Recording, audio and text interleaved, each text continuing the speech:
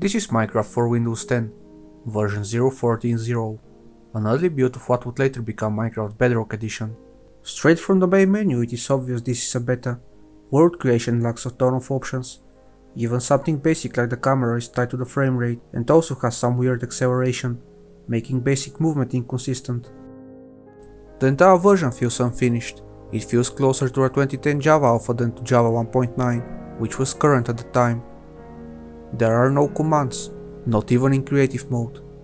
There is no end dimension, yet potions and enchantments already exist. The Nether is also present, complete with fortresses. Endermen spawn, but drop nothing. The terrain generator resembles Java 1.7.2, with stone variants from 1.8, but many structures and biomes are missing. Boats are also different. Instead of simply holding forward, you have to roll manually using the left and right movement keys, which honestly doesn't feel great. There's also no mod support. Bedrock add-ons wouldn't be introduced until later updates. Graphically though, this version already has some advantages over Java. The engine uses a shader-based renderer, meaning some visual effects are already present. Water has small wave animations instead of being completely static. Looking at the sun slightly increases brightness. Grass blocks have some shader side texture variation. Chunks already fade into view instead of popping in like they did in Java for many years. Redstone also behaves a bit differently in this version, but that's a whole topic by itself. Performance is surprisingly good, as Bedrock is based on the Pocket Edition. Even flying at extreme speed, the game is able to keep up with chunk generation, something Java struggles with to this day. Mechanically, this version is weird. It feels like a strange mix of features pulled from different eras of Java editions stitched together. World generation breaks at around 12.5 million, the same spot where the Far Lands used to generate in Java Beta 1.7. Instead of the Far Lands, the game starts to generate empty chunks with water and bedrock at the bottom, likely caused by a safety clamp. The world is completely unsolid at this point due to floating point precision issues. It breaks down in the same way even in the latest Bedrock version. Feel free to check out the detailed video I made on it. At 16.5 million, rendering starts to break. Floats can no longer represent steps of 1, so every other block doesn't render.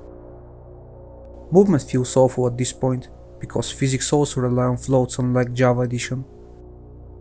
By 33.5 million, the game can no longer represent steps less than 2, so when both axes cross this point nothing can render, while on one axis the world collapses into 2D billboard shapes. Unlike modern Bedrock, you can keep going past this point with boosted flying speed, as you need to cross at least 2 blocks per tick to move at all. At 2 billion the world further collapses into these lines. At the 32-bit integer limit the game just crashes. In the Nether at 12 million we get some terrain resembling the Far Lands. This weird pattern generates only on the Z-axis, while the X-axis is the same as the overworld, empty chunks with lava and bedrock. At 16.5 million we get the Stripe Lands, and the Far Lands continue to generate. Structures also keep generating, so we have these broken fortresses with blazes spawning and just falling immediately. If a gas spawns here, the game freezes for a while. At 33.5 million we have the same 2D rendering as the overworld. It looks far creepier though, as we have some actual terrain generating on the Z-axis. And at 2 billion we have the same lines as the overworld. Another thing we can break in this version is enchanting. For this, an NBT editor is required, since this can't be done normally. First we have negative 32,000 sharpness. This makes the sword deal no damage. With positive 32,000 sharpness everything gets one shot. With knockback every mob is launched thousands of blocks, unless it hits an obstacle. Negative knockback seems to have no effect. Mobs get knocked normally. Protection caps out your protection stat with a single piece. Negative protection has the same effect as positive. It still caps your damage reduction. Feather falling still doesn't completely remove fall damage, and negative feather falling is the same. Looting spawns a ton of items and slows down the clan to a crawl. Negative looting, unlike Java, does something. It crashes the game.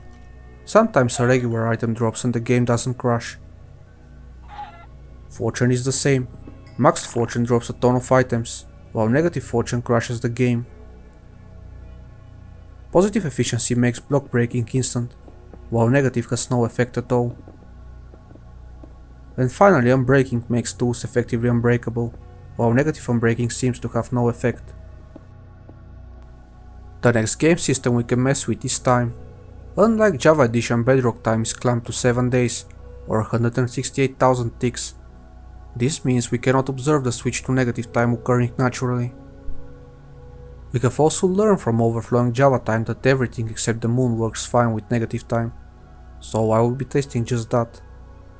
For the first 3 negative nights the moon disappears entirely. On the 4th night the game renders every moon phase at once, however it is distorted. On the 5th night we have no moon again. On the 6th night the game renders every moon phase at once again, but this time without distortion. And on the final night we have the regular moon. When time flips back to positive, nothing changes. This version can also generate the old world type worlds, which means a finite world, like the other Bedrock versions had before the world got infinite. However, this world option is somewhat broken. Outside the playable area we have leaves generating in a repeating pattern. We can also interact with them if they are right next to the playable area. We can also go out of bounds by flying under the map. Going from above the world limit is also possible. In this world we even have broken water in addition to leaves out of bounds. This is a generation bug as you can interact with the blocks. As for going out of bounds, this world mode was never made or tested with creative in mind, as in survival you cannot break below bedrock, but I have no idea why you can walk on top, as this is something you can definitely do in survival. Converting the world to a regular world is done easily from the game itself. Once converted, the world just continues to generate and the weird artifacts just disappear. We can also create a flat world, however there are no options to control the layers in game, so we are stuck with a regular flat world with 3 layers. I also tried forcing the game to load the end dimension, but it simply doesn't exist in this version. Even spawning invalid items didn't reveal anything hidden, so there's no obvious hidden content here. If you want to try this version for yourself, there are guides online showing how to install old Bedrock builds. It wasn't particularly difficult, although in my opinion Bedrock should really have an official version selector in the launcher, just like Java Edition. Exploring these old versions is genuinely fascinating, both from a historical perspective and because they play so differently compared to modern Minecraft. This build is especially strange, because of its mix of mechanics. In many ways it feels comparable to Java Beta 1.8, but it already includes enchantments and potions, which makes progression feel very unusual. And interestingly, even modern Bedrock still carries small remnants of this early period. Some issues like floating point precision limits are still present almost a decade later. Others thankfully were fixed long ago. For example, in this version the camera is tied directly to the frame rate, and also has some weird acceleration, which makes even basic movement feel rough.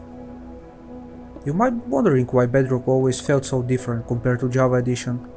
The reason is simple. Under the hood it's an entirely different game. Bedrock is written in C++, while Java is written in Java.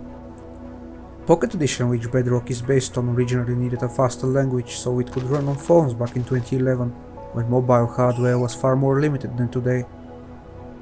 And it's important to remember that in the early days Minecraft didn't exist as a single unified game. There were several completely separate versions.